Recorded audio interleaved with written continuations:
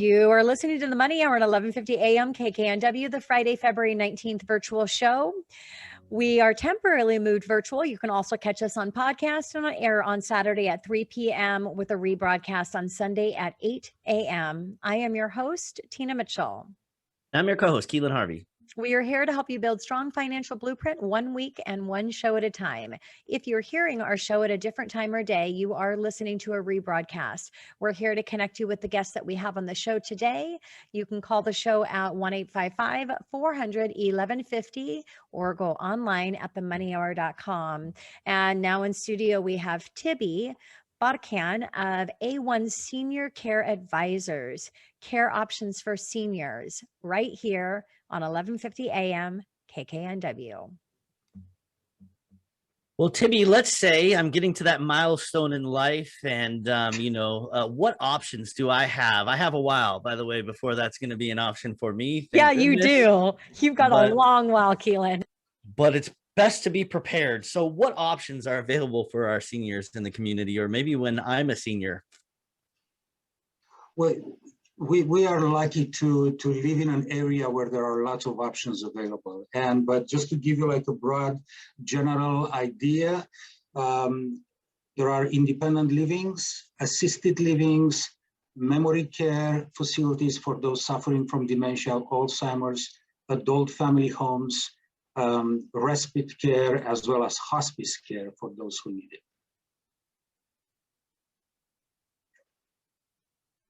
Hold on here. I was on mute. And yeah, so it sounds like there is a lot of options. And I know for my mother-in-law, she started out in memory care, and then she actually moved out of memory care into the general population, which was really, really exciting. So it was great to see, because of the care that companies like yours provide, Tibi, she got in there and she was so much better than she was going in.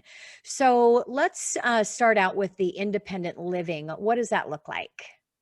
Independent living is the best environment for people who are independent. They don't need any care. They don't need any care services related things, and they just want to move out of their home and benefit of a full program of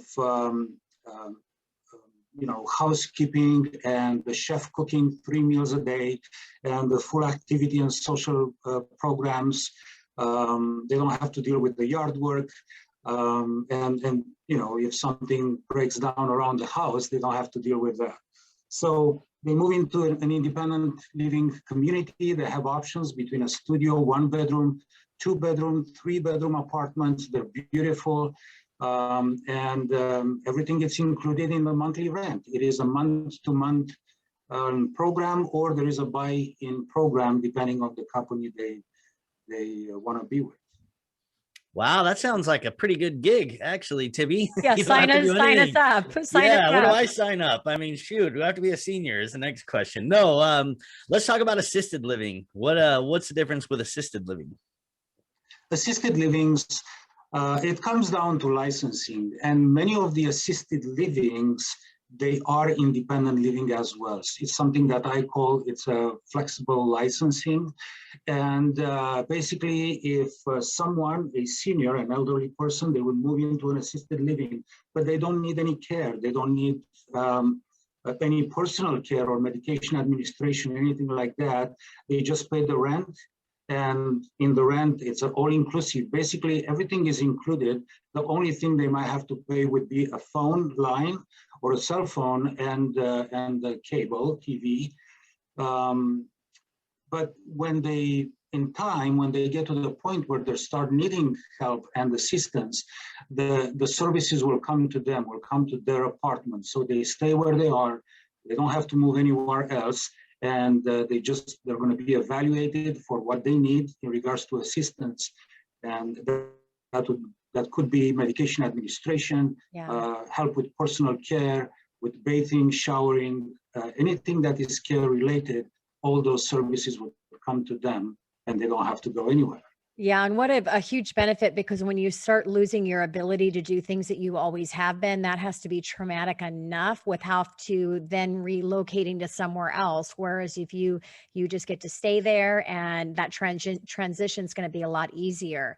So Tibby, the concept of adult family home is intriguing. Can you share a little bit about adult family homes? Adult family The home is a form. setting that is it is great for people who got already to a point where they need more care, supervision, and assistance. It's either due to age or illness or impairments. When someone gets to that point, then adult family home, it could be a great environment for them. It's a much smaller environment than an assisted living. I classify that in two categories. The adult family homes could be a regular home, just like mine and yours, that has been remodeled to meet the criteria for licensing to become an adult family home, or the ones that they were built from the ground up to be an adult family home. The second category, they tend to be larger, more square footage. Every room has a private bathroom, possibly every private bathroom has a private shower. The dining area, the common areas, they seem to be larger. But the care, it's excellent in both settings, and it's a smaller environment. It's much easier to navigate. Everything gets a few steps away. If you need to go from the room to the dining area or to the common area, you don't have to go down the hallway, take an elevator. Everything is just right outside the room. So much easier to navigate. It works very well for people with dementia and Alzheimer's because it's easier to navigate in a smaller environment. It's easier to remember things. Not only that, but adult family home is truly an environment where full care can be provided all the way to end of life through hospice. It is the environment where the staff to resident ratio would allow one-on-one supervision and care 24/7 when or if needed. Got it. And I So was there just are a gonna lot of advantages about. yes, and I was just gonna ask the Go ahead. advantages, but then you answered it. I mean, the smaller, it makes it easier if you have dementia, Alzheimer's, because it's a smaller environment. There's less people that are around. So, Sure. yeah, it sounds like a great option. Yeah. So what's the difference between an adult family home and then the dementia and Alzheimer's care facility, or as opposed to the assisted living? Yeah.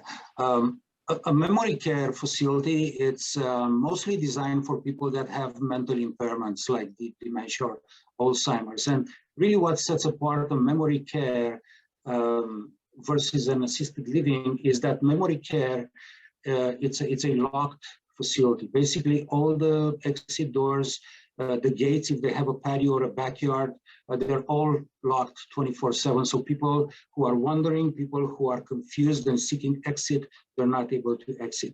Probably, I'm sure you did, and many of people in your audience saw on the news about, an elderly person getting lost.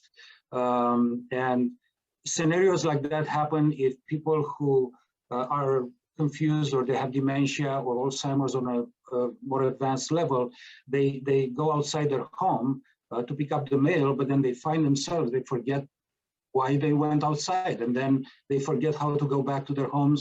They start walking down the street, and in many cases they get lost. In a memory care, that cannot happen. The people who have symptoms like that, they're not able to exit the building. So that really what it sets apart. From a licensing perspective, memory care, it's a fully licensed, meaning that they're able to provide full care all the way to end of life. Yeah. And one thing I want to mention, one thing I want to mention, going back to the assisted living, that I think it's very important, and many of my clients are calling me for this particular reason, is that all of the assisted livings, they are called assisted livings, but each one of them is licensed differently. And depending on the licensing they have, they can or cannot provide certain services. So we want to make sure, my role is that if I advise a family to move into an assisted living, I want to make sure that we find out all the technicalities in regards to their licensing. So we don't want someone to move in there and 2-3 years later to receive a 30-day notice to move out because the facility it's not able to provide services any longer. Wow. Yeah. So this is one of the things about the assisted livings where I think people out there, they need to pay a little bit more attention to that particular detail in regards to the licensing there. Yeah, very. And that's why having an expert that understands and knows all of the different facilities and what is going to be best for you. Yeah, my mother-in-law, she realized that she couldn't find her way home. And if she wasn't walking her dog, she might have not made it her home. Her dog, Seiko, helped her get home. And that was kind of, but yeah, like I said, she went into memory care and there was a code, she couldn't get out. It was really sad. But again, I'm just so happy when they get to where they need to be, then you can actually see sometimes they can improve and, get into the general population. So let's talk about what is a skilled nursing facility and what's the difference between a skilled nursing facility and a nursing home? That's a really good question, Tina, and there is a little bit of confusion around that out there in the community. A skilled nursing facility, basically, it's a rehabilitation center, and it's mostly used by people post-hospital, post-surgery, post-procedures to go into a skilled nursing facility. So they start a therapy program while they're in the hospital, and then they continue that physical, occupational, speech, swallowing therapy into a skilled nursing facility. Skilled nursing, it's by far in most cases is covered by insurance, by Medicare, HMOs, or private insurances. There are some people that electively want to be in a skilled nursing facility for 24/7 care and supervision and therapy programs, but that would be if they don't have a doctor's order, if they don't meet the criteria for the skilled nursing, then that would be an out-of-pocket expense. A nursing home, on the other hand, would be a long-term care facility. So it's mostly focused on custodial care. It is not focused on therapies, and the goal would be to bring someone to a higher level of independence. So nursing home, it's either private pay or it's paid by Medicaid for the people who are under a Medicaid program, state program, but it's mostly focused on custodial care, and that would be long-term care. Skilled nursing, on the other hand, it's a temporary stay. A national average stay in a skilled nursing facility, it's about 24 days. Okay, got it. Well, unfortunately, Tibi, we're running. I think we have 1 minute left here, so we might be able to squeeze 2 questions. But I'm going to skip down a little bit to what people I'm sure are eager to know is how can they find Tibi and your company and get your assistance? Yes. So A1 Senior Care Advisors is a referral, placement, and advisory service for seniors. My website is a1seniorcareadvisors.com. My phone number is 425-324-5592. Anyone is very welcome to call me with any questions they might have. I get a lot of calls with people finding me online and they just have a question. They're curious about something in regards to senior care. There is one thing I want to mention, and I have this here strategically placed. It is an award that I won, I won last year by a Better Business Bureau. It's a Torch Awards for Ethics, and I was chosen as Business of the Year for 2020. Wow. So I'm very grateful for this. Yes, and congratulations. And there couldn't be a better award to receive in your industry than ethics, because That's there is, yes, I yes. can't think of a better award than when you're working with seniors in ethics. I know there's a lot of things that happen out there that seniors are getting taken advantage of, and to be in your line of work and be recognized as winning the award for ethics for the year. Huge congratulations to you. And it's an honor to have you here on our show, Tibi. I'm so grateful. Thank you so much. You're very welcome.